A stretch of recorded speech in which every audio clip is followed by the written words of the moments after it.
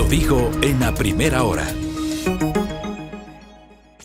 El país está a la expectativa de que el gobierno del presidente Daniel Noboa Sin confirme el anuncio, que parece inminente, respecto de la reducción, y el gobierno ha sido claro, no se trata de una eliminación total, pero sí de una reducción del subsidio que el Estado asigna para las gasolinas Extra y Ecopaís. Incluso se ha hablado de un aumento de 26 centavos, que sería el primer aumento. La gasolina pasaría de 2,46 el galón a 2,72, eso que se ha anunciado, y luego cada mes establecer una variación con base en el comportamiento del precio internacional del petróleo, en el concepto parecido a lo que pasa con la Super.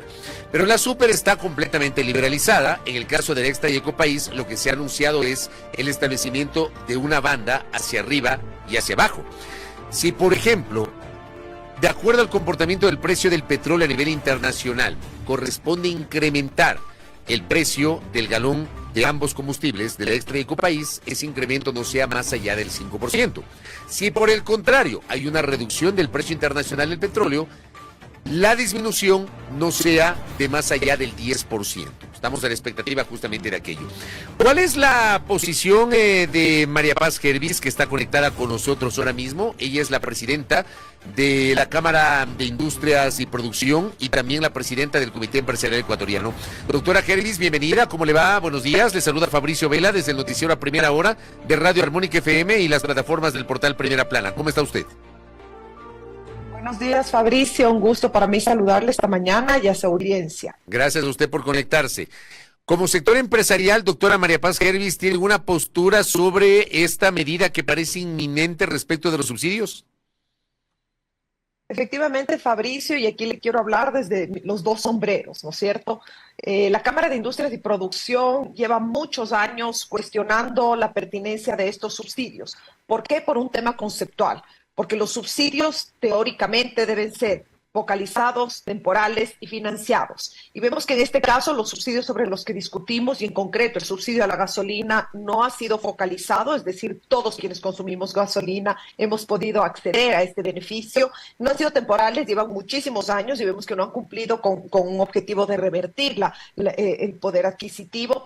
Y definitivamente no son financiados, sino que suponen una deuda más, una pérdida económica más para el fisco. Ahora bien, en esa virtud, como Comité Empresarial Ecuatoriano, que es importante destacar, hoy por hoy tengo el honor de representar al sector productivo, al sector comercial formal del país, y hay que hacer mucho énfasis en esto, porque es el formal, porque es el que paga impuestos, el que respeta la normativa laboral, y en su conjunto, desde los 143 gremios en todo el Ecuador, nos hemos reunido, hemos discutido y entendemos que es momento de apoyar esta medida independientemente del gobierno que la lidere. Entendemos que es poco ético y además ineficiente el tener un subsidio que le cuesta al Estado 89 veces más de lo invertido en desarrollo agrícola y crédito productivo, por ejemplo. Entonces, estamos igual atentos a ver el detalle de cómo implementa el gobierno nacional esta medida, pero conceptualmente defendemos y apoyamos.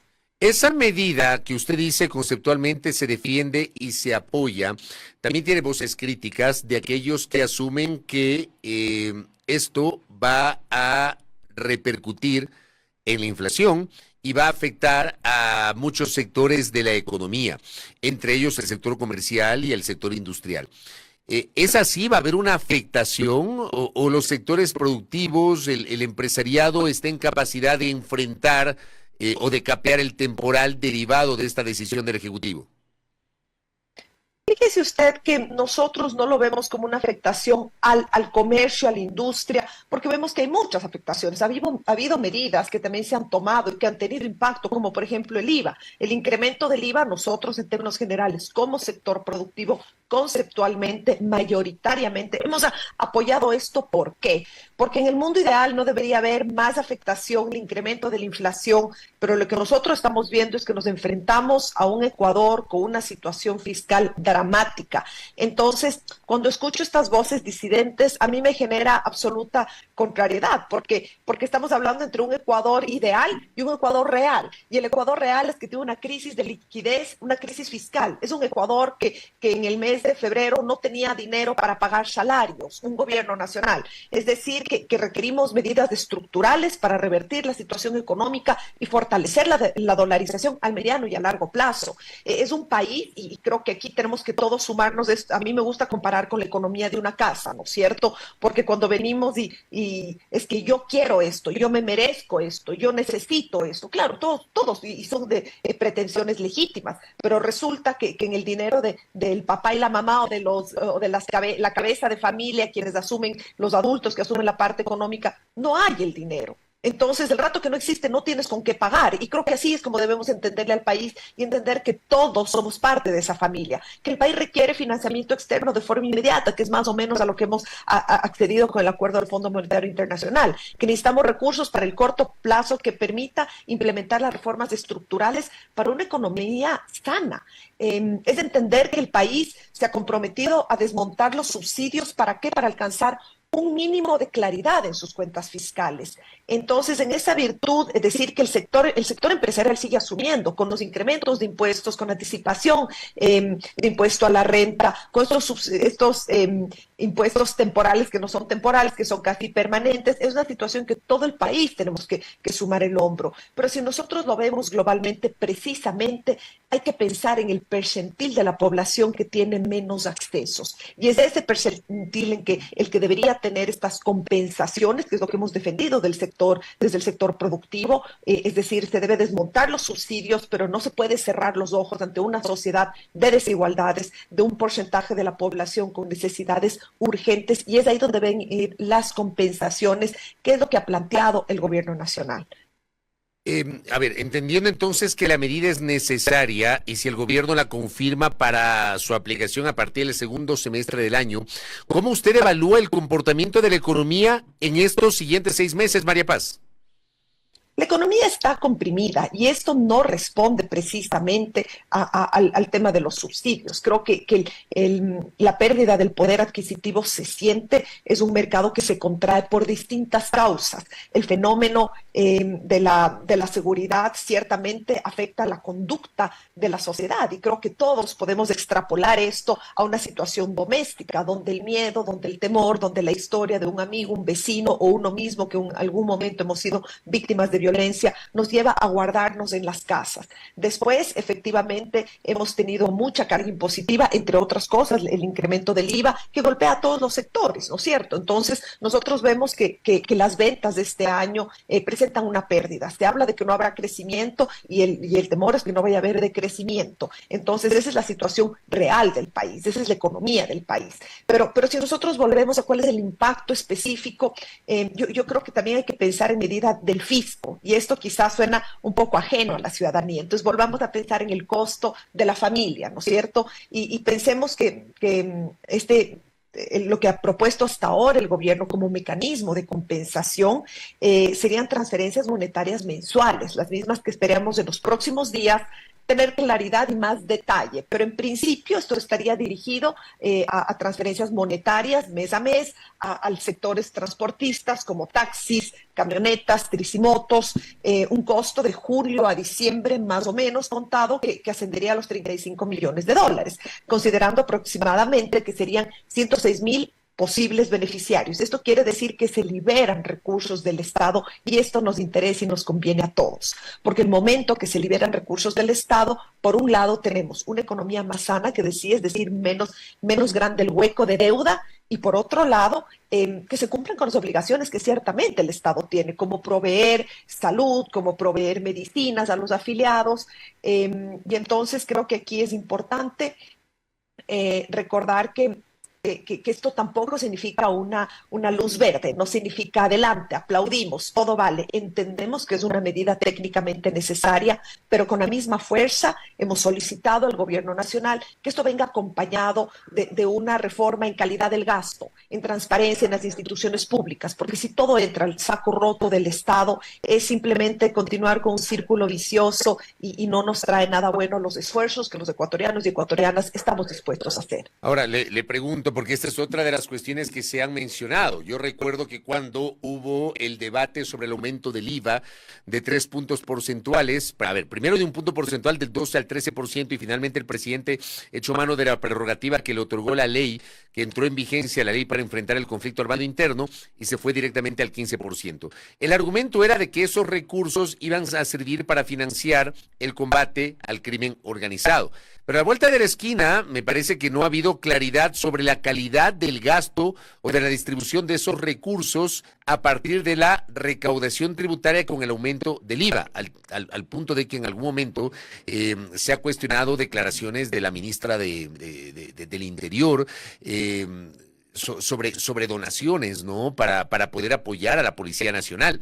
Lo que quiero decirles es que hay sectores que en su momento entendían la necesidad de que haya mayores recursos para combatir el crimen organizado, pero no se sabe qué ha pasado con esa plata y cuál es la calidad del gasto. Y esa misma duda hay otros sectores que la manejan respecto de la reducción de los subsidios. ¿Qué se va a hacer con la plata? ¿Usted qué opina sobre esto, el manejo de los recursos que generan estas medidas económicas, María Paz?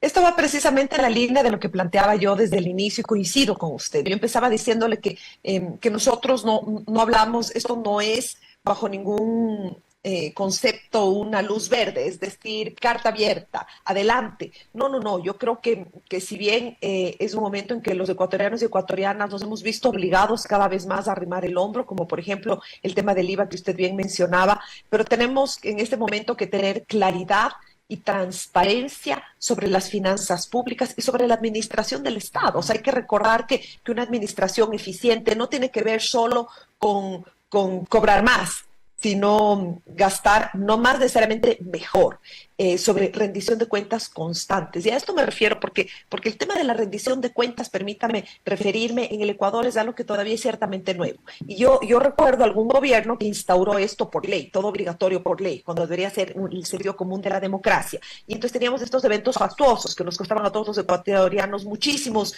dólares, y entonces se hacían estas lecturas grandilocuentes y eso se ha quedado instaurado en la política ecuatoriana. Y cuando uno escucha estos informes, estas, entre comillas, rendiciones de cuentas, no sé si le pasa a ustedes, pero yo suelo sentir, me encantaría vivir en un país como el que describen, ¿no es cierto? Porque habitualmente, con honrosas excepciones, las autoridades que están en funciones cuentan un Ecuador que los ciudadanos y ciudadanas no lo vemos. Entonces, efectivamente, yo creo que esto tiene que venir, como es el caso de seguridad que usted mencionaba, cuando hacemos un esfuerzo inmenso y nos dicen esto va encaminado a la seguridad, entendiendo que no podemos ser tan ingenuos de pensar que porque hay un impuesto ya se soluciona un problema estructural de fondo, pero después, al cabo de unos meses, otra autoridad pública dice se aceptan donaciones, que además, dicho sea de paso, el sector empresarial, el sector productivo, sin tal vez contarlo porque no es necesario, pero aquí sí quiero aclarar, constantemente brinda recursos de apoyo a la fuerza pública, porque entendemos que es una obligación moral, ética, y es otra manera de contribuir, además de los subsidios que son obligatorios por ley.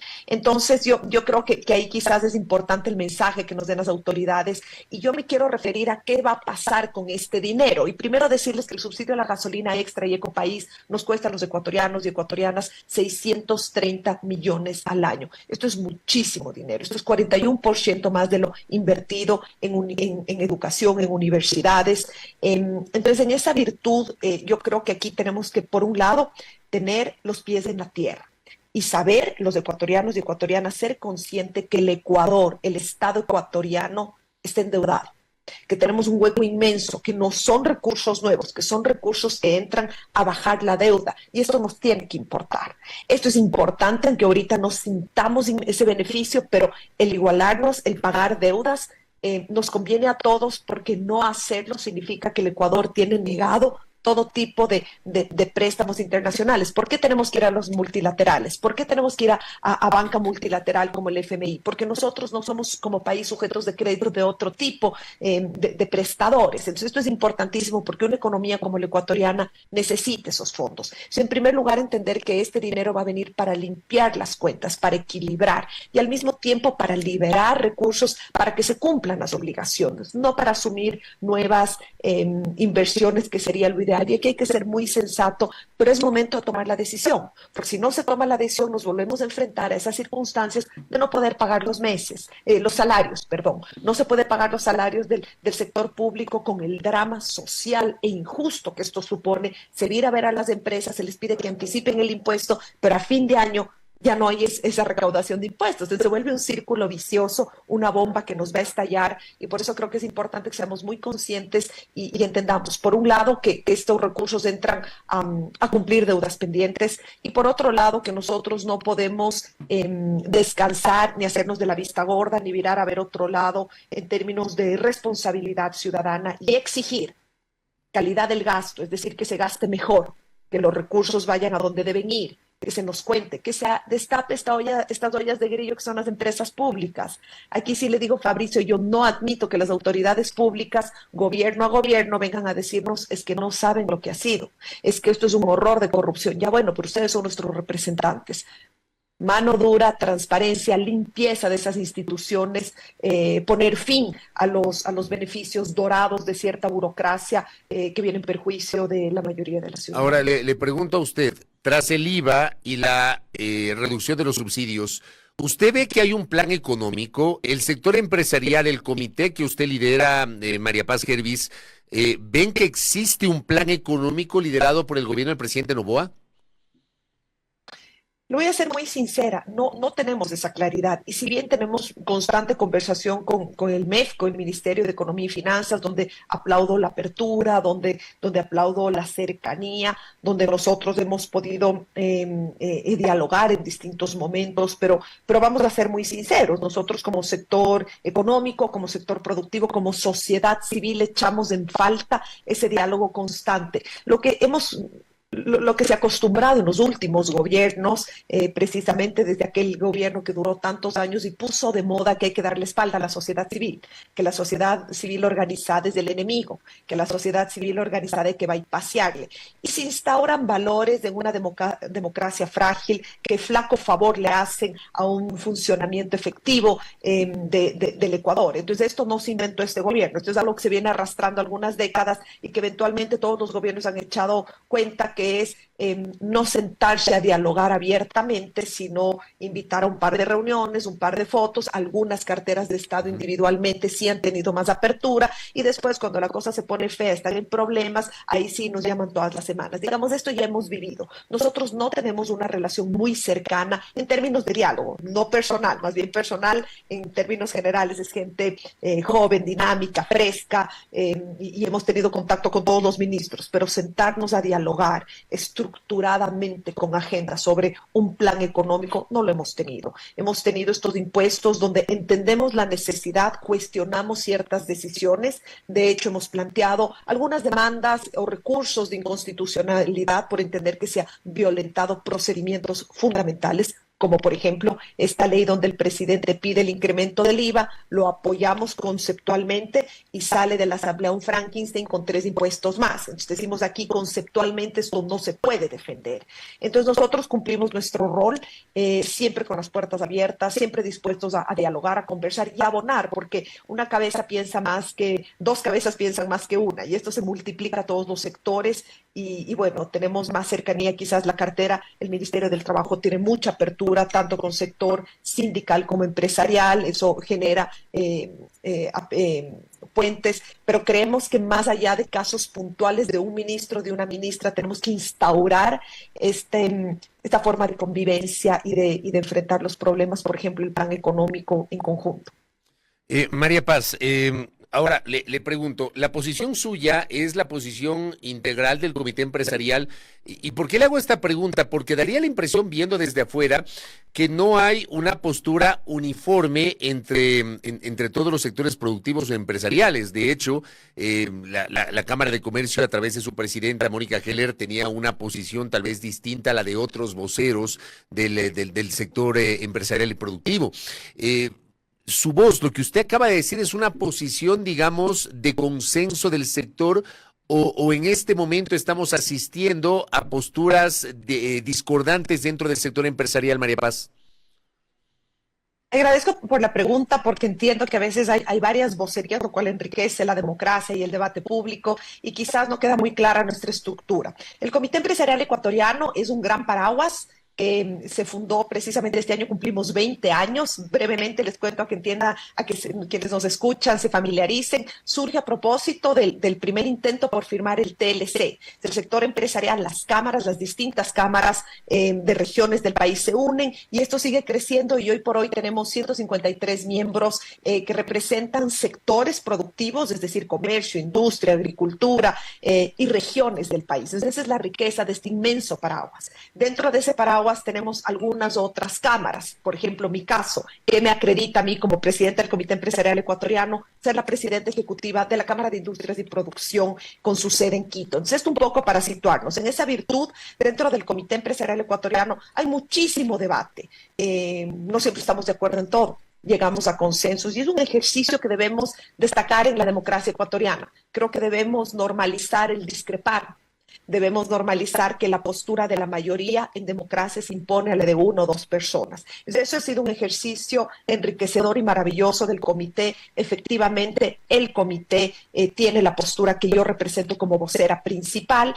Usted hace mención a la Cámara de Comercio de Quito, que tras 20 años de participación en el comité ha decidido retirarse. Tienen otras posturas, las cuales nosotros respetamos. Siempre creemos en la unidad empresarial. Creemos que en el Ecuador debemos insistir en la unidad que no implica el ser todos iguales. Creemos que la heterogeneidad representa y fortalece precisamente a las organizaciones de la sociedad civil. Creemos que las organizaciones de la sociedad civil no pueden ser cooptadas por el poder de turno. Creemos que la relación natural de representantes de la sociedad civil no es ser uno más de los gobiernos, de cualquiera que sea.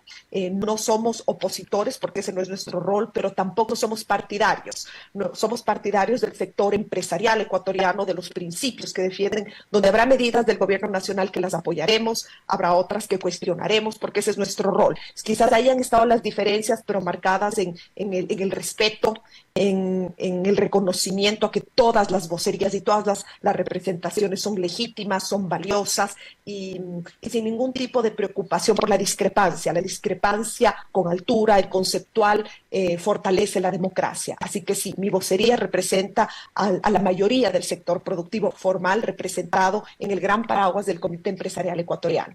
Correcto, María Paz Gervis, gracias por el tiempo. Me queda clara la posición suya como representante del Comité Empresarial Ecuatoriano. Muy amable, María Paz.